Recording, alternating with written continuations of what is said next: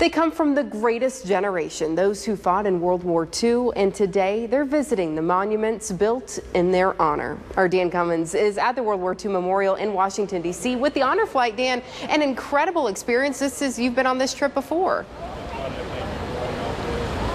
Yeah, Amanda, they invited me to go last year in June, and I just had a wonderful time. If you know me personally, I love history. I love military history, and I had such a great time. They invited me to go in September for my second time. They invited me to come back again today, so here I am at the World War II Memorial. Look around how beautiful and majestic this is. Now, we just arrived. The Flag City Honor Flight folks just arrived. We took some photographs here, and there's a lot of World War II veterans here today. Among the 80-some veterans, about a dozen or so World War II vets. This is Bill Ayat, Lyons, Ohio, a proud farmer. Come on, Natalie. And his daughter, Natalie, who went to Evergreen High School. You guys look like you're having a lot of fun today. Oh, we're enjoying it. I'm just amazed at what's going on here. And to think that everybody has a chance to come here is really something.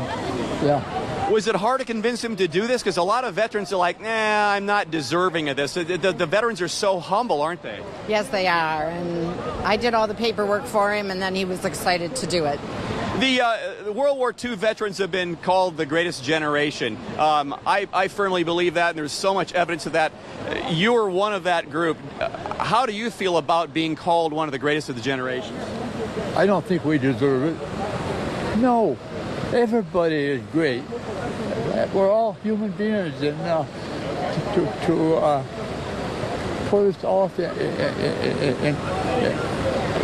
separate from rest is not, in my opinion, right. I mean, everybody is great. What I marvel at is how a whole generation of American boys went off to war, put their lives on hold, didn't know if they'd come back, didn't know how long they'd be away. Your careers, everything put on hold. How were you able to suck it up and do that? I guess the time is a different world, wasn't it? Yeah, looking back, you feel like you were sort of numb. You just went along with whatever is going on. And it was great that the two wars ended as close together as they did. And this memorial remembers those people that died in World War II. Yes. Bill, Natalie, thank you for your time. Colin, come this way. I want to show you, this is how beautiful this is, this memorial in D.C. It's just, like I say, it's so majestic and so classy. The memorials we're going to see today, if you know the wall, the Vietnam Wall, it's very personal with the names on it. And the Korean War, kind of a haunting look to it. And Korea is a conflict that still endures to this day. But we'll have more coverage coming up at 5 o'clock. I'll be live from Arlington Cemetery. And, of course, tomorrow I'll have stories with some of these veterans that we had a wonderful day here with Flag City Honor Flight in D.C. Back to you guys, Amanda. All right, great work, Dan. Thank you. Well, they served our country and deserve to be honored. And today, that's exactly what happened in Washington, D.C. Something that wouldn't be possible if not for Flag City Honor Flight. And our own Dan Cummins got to go along for the experience. In fact, he joins us now live from Washington, D.C. Dan, an emotional day, right?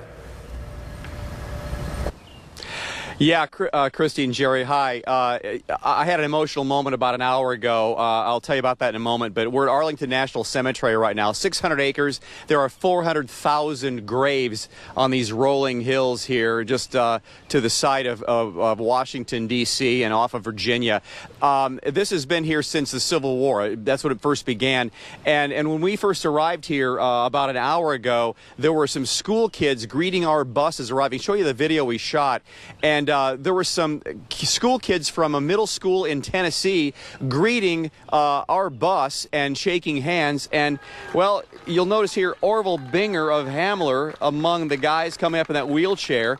He arrives with us an hour ago, and the veterans were all getting greeted by these kids, shaking the hands. And I asked Orville how it made him think being asked or told, hey, thank you for your service. They get more respect. And the people they are more cordial to them, I think, quite a bit more than they used to years ago. Makes you feel pretty good inside? Oh, yeah, definitely. Yeah, it makes you feel what you did is worth it.